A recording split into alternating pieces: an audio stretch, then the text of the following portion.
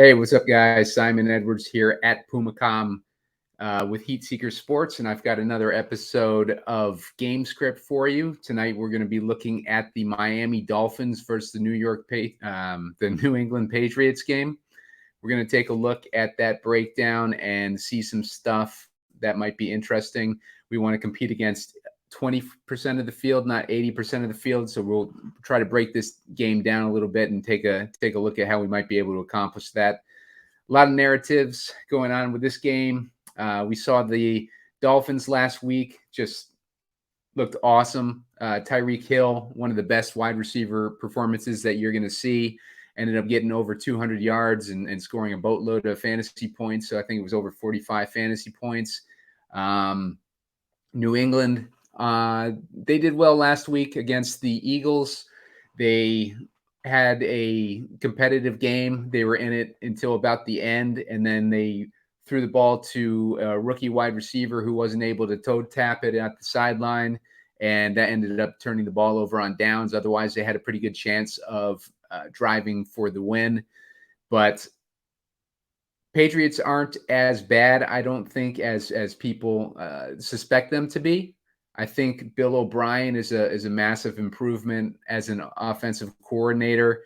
I think that they're not they're better than advertised, basically, and I think that's a little bit of a narrative that we can exploit, because I think most people think that they are the 2022 Patriots that were run by the defensive coordinator. I can't remember his name, Matt Patricia. So there's a definite improvement on the offense of the Patriots, and we can kind of take a look here and see what we can do to kind of exploit people wanting to jam in the Dolphins in this showdown contest.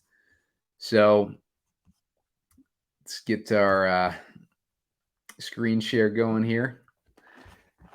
Now, there's a few notes with this game on the direction that I want to take on it. I want to use Ramondre Stevenson as the captain. That's my main angle that I'm going for with this episode. And I like Ramondre. Last week, he had a stomach bug, so he was entering the game not feeling 100% as it was. And then he wasn't. The Patriots were missing a couple pieces on the offensive line in Strange and Iguanu. So they might be back in today. That's going to be a big part of this angle, is making sure that the offensive line is going to be healthy. So we're going to have to keep an eye out for that. It's Cole Strange and Michael Uwenu. That's who we want to keep an eye out on tonight, to make sure that they are playing in order for Ramondre to have a decent chance of being the captain tonight. Dolphins, like I was talking about, look great. Everyone's talking about Tyreek. I think another thing going against Ramondre as far as narratives is people think that because Zeke is now on the team, that it's going to somehow take away from Ramondre. And it's going to take some touches from him, obviously. But I think that Damian Harris was a bigger threat to touches than Zeke is, like a dusty Zeke. So I'm not overly concerned about Zeke. And I think that we can kind of exploit that a little bit using Ramondre in the captain spot. I think he's going to be lesser owned than a few guys here. I think he's going to be lesser owned than Tua. I think he's going to be lesser owned than Tyreek in the captain. I think Mac Jones might even be past him in the captain spot, and probably Jalen Waddle. Mac Jones had, I think, the second best quarterback performance last week. So, people are kind of riding on that on that performance into tonight's game. So, I really like Ramondre Stevenson. There's some matchup issues that the Dolphins have had against the Patriots in the past. And the way I get away from Tyreek in the captain is based on past performance against New England. he's been guarded pretty well against New England in the past, and he hasn't had, like any of his typical monster games. Like his last 4 games, he scored about 15 fantasy points, 16 DK points, I should say, another 16 DK points, and then a 12 DK points. And so he's been held in check by New England's defense. It seems like he's the guy that Belichick, the classic, likes to take him out of the game plan. So that opens things up for Jalen Waddle. Waddle's done a lot better against the Patriots. He scored a touchdown in 3 of 4 games versus the Patriots. And I think the only game that he didn't score a touchdown was where Tua was not starting the game. So Waddle has had success against the Patriots, whereas Tyreek has not. I think you can bump down Tyreek, obviously, in the projection. He's currently projected for 20 points on a lot of sites. I think you can bump him down to about 16 because that's pretty much what his average has been against the Patriots in his last several games. I think you can bump Waddle up a bit to make sure that if you're doing optimizers, that you're getting Waddle in your lineups more than Tyreek. Ramondre, I'm bumping him up. I'm bumping Tua down because I think Tua has not had a lot of success against the Patriots either. His past 4 games against the Patriots, he threw 270 and 1 touchdown.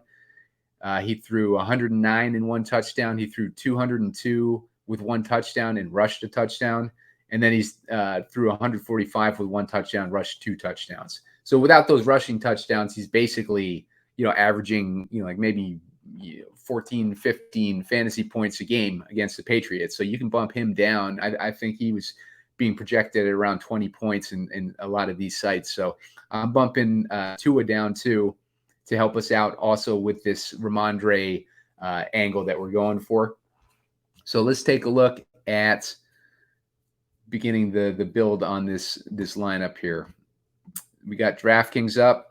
Let's say we want to put Ramondre in the captain. We need to build a narrative around that, a game script around what would happen to allow Ramondre to be a captain. I'm going to plug Waddle in. I might debating on. I'm not going to full fade Tyreek, but for the purposes of this lineup, we'll see how it goes with plugging Tyreek in. One guy that I like on the Dolphins side is Braxton Berrios. And Braxton Berrios, he's an all-pro kick return specialist that was on the Jets for a few years before getting signed by the Patriots. And getting signed by the Dolphins. He was drafted by the Patriots back in like 2018. And then they ended up waiving him the next year, and the Jets picked him up, turned him into an all-pro, and then the Jets ended up dropping him, and now he's with the Dolphins. And last week, he was the slot receiver for the Dolphins. Now, he had some big games with the Jets, but he was used very sparingly on the offense, more as just a special teams guy. And now it seems like he's got a major role on the Dolphins, which I like. Last week, he had 5 targets. He got 3 receptions for 42 yards, put up 7 points. Not a huge performance, which is good because that kind of takes him out of people's consideration. But Braxton Berrios is a slot receiver against New England. New England has not traditionally done that well against slot receivers. So I think there's some things that Berrios is going to have going for him. He's a guy that I have liked in the past with the Jets. I've actually tried to jam him in lineups in the past with these showdowns when the Jets have been in showdown, but he's never even had a role as big as he seems to have right now for the Dolphins. So I definitely like him. Patriots allowed 20 points per game to slot receivers last season. just to give you an idea of the upside of Berrios. I think he could easily surpass what he's getting projected this week. So I'm plugging him in. Once you go this direction, if I want to go for Patriots as opposed to for Dolphins in this lineup, I'm going to try to build a little bit of a story about Mac Jones having some success in this game, just like he did last week. Maybe the offensive coordinator is more pass friendly, a pass friendly coordinator. He lets Mac Jones let loose a little bit, and Mac Jones is only $9,000 versus $11,000 for Tua, $11,200 for Tua. So I like that price a lot better, and I think that Mac Jones can outscore Tua as far as raw points tonight anyway. So let's plug in Mac Jones. That gives us Mac Jones, Ramondre Stevenson, Jalen Waddle, and Braxton Berrios. Another position that the Dolphins are weak against is the tight end, which is easy for us because Hunter Henry is one of the better tight ends in the league, and he's easy to plug in for us. He's only $5,600. That leaves us with $9,000 in salary. So you can pretty much, there's a lot different directions you can go there. If you believe in Bourne week 1 performance, you could throw Bourne in there. You probably want someone who's going to be more supportive of Ramondre Stevenson and the captain. So if you got Mac Jones with a couple receivers, you might be pushing it there. You might want to consider other guys. You got Mostert as a potential guy. New England is really good against running backs, so I probably wouldn't go that direction. But you have some other options down here too. If you wanted to, plug Zeke in there, I probably wouldn't go that direction. You got the defenses, the kickers, and you can leave a bunch of salary on the table if you wanted to go that way. Or you could plug in Waddle after all, replace Waddle with Tyreek if you want to, stick with Tyreek. I think a pivot there would be, having Tyreek in there and Waddle in there and leaving cash on the table because most people are going to try to jam in Tyreek after his week last week. But that's a basic breakdown of what I'm looking at for tonight's game.